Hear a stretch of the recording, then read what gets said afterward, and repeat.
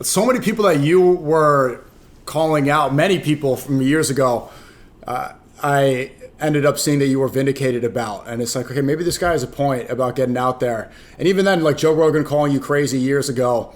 And sometimes you could look at like Owen Benjamin's Twitter, you're like, maybe this guy's just a schizo. Maybe he doesn't know what he's talking about. And then the years pass and you're like, wait, maybe we're all the schizos. Maybe we're the crazy one. Why am I doing?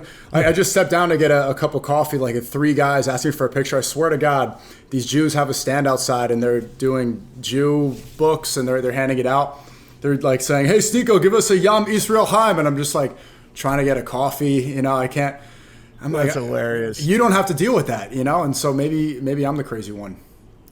No, I mean, like, usually when people come up to me, it's people I like. You know, if somebody comes up and says they like the podcast or they saw me on something, it's typically the type of person that I could talk to for a half hour. You know, I like them.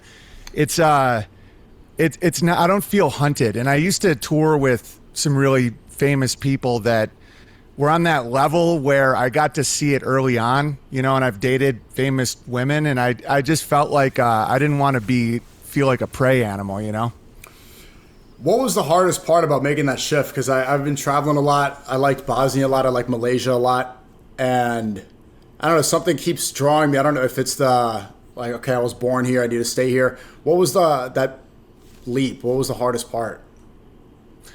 Well, I mean, you're young. And it's like, cities aren't just bad. I don't want to demonize cities.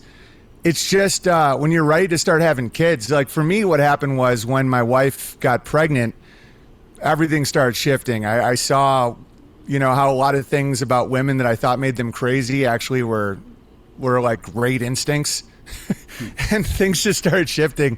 And I just didn't want my kid to be around people that step over homeless people. You know, it's just that dehumanization thing. I started realizing that everybody was once a child, and it was pretty intense. And I wanted to be around extended family, and that drew me out more to the countryside. But it's just whatever you're feeling, man. I used to be a little more hardcore about where people should be and all that stuff. It's funny, like the more vindicated I get, the more I'm like not even mad about stuff. Like I'm just like, I can see how people thought I was crazy. Like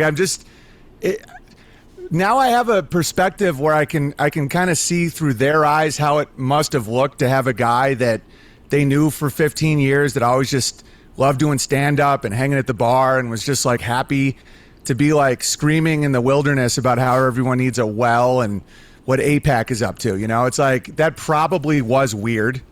And now I'm not bitter about it. I just am like, if anybody wants to talk about stuff, I'm down, you know?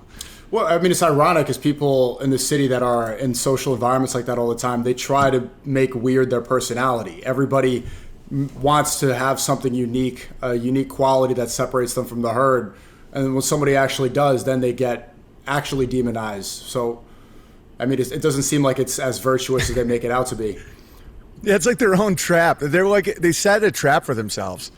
It's strange. Like I just had a birthday party and there was like 20 or 30 families over, and someone was like, they were just laughing. One of my friends was like, you actually have one of the most diverse groups of friends I've ever seen. It was like all different walks of life, you know, couple black people, which in Idaho is like a panda bear.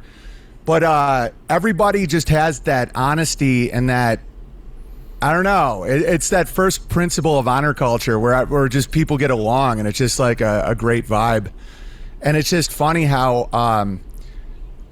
what real diversity actually looks like. It requires a high trust culture so that, like, you know, you're not tribal. You know, I was telling somebody, this Israeli that listens, who's a cool dude, I'm like, you guys remind me of American Indian tribes growing up, where it's our nation, right or wrong.